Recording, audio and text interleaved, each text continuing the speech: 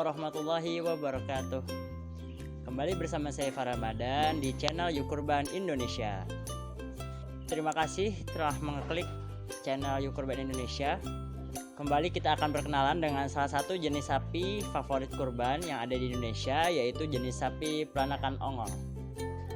Jenis sapi ini biasa dikenal juga sebagai sapi Jawa karena memang sapi peranakan ongol ini banyak dikembangkan di daerah Jawa Tengah maupun Jawa Timur. Asalnya sendiri sebenarnya sapi ongol itu awalnya sekali berasal dari sapi yang ada di India. Kemudian sapi yang ada di India itu diekspor ke Indonesia, tepatnya di daerah Sumba.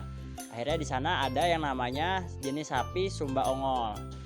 Nah, kemudian karena disukai karakteristiknya, punya beberapa karakteristik unggul, akhirnya sapi Sumba ongol tadi atau sapi SO juga dibawa ke daerah Jawa. Nah, kemudian dikawinkan dengan sapi-sapi betina lokal yang ada di sana dan menghasilkan sapi peranakan ongol ini. Makanya disebutnya peranakan ongol. Nah, ciri-ciri dari sapi ongol ini, yang pertama dia punya tubuh yang tinggi. Dan yang paling khas seperti sapi zebu lainnya atau sapi Bos Indicus, dia juga punya punuk. Dia juga memiliki gelambir yang cukup panjang dari sekitar kepalanya sampai bagian tengah badannya. Kemudian dia juga biasanya berwarna putih. Ada juga yang mendekati abu-abu biasanya, tergantung. Tapi mayoritas biasanya berwarna putih kalau untuk sapi jenis peranakan ongol ini. Nah, kenapa dia jadi favorit kurban? Nah, diantaranya saya akan menyebutkan keunggulan yang dimiliki oleh sapi PO ini atau sapi peranakan ongol. Yang pertama, dia punya daya tahan tubuh yang sangat baik sehingga juga disukai oleh para peternak karena dia tidak rewel dan tidak mudah sakit. Begitu. Terus yang kedua, dia juga punya perawakan yang tinggi dan gagah. Perawakan tinggi dan gagah sehingga banyak orang yang menyukai untuk kurban. Apalagi sapi ongol ini atau sapi PO ini sesuai dengan sunnah, yaitu sunnah ketika kita berkurban adalah ciri-ciri hewannya.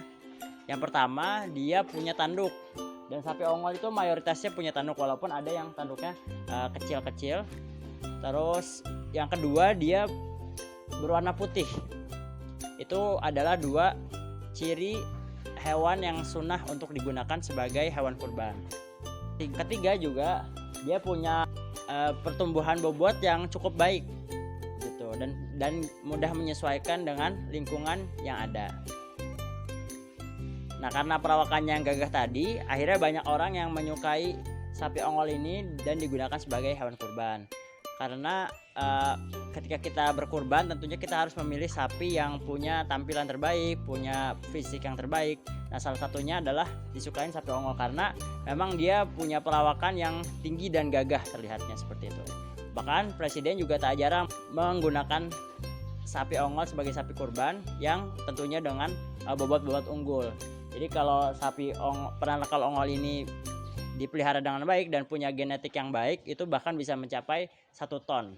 Sekian penjelasan saya mengenai sapi peranakan ongol.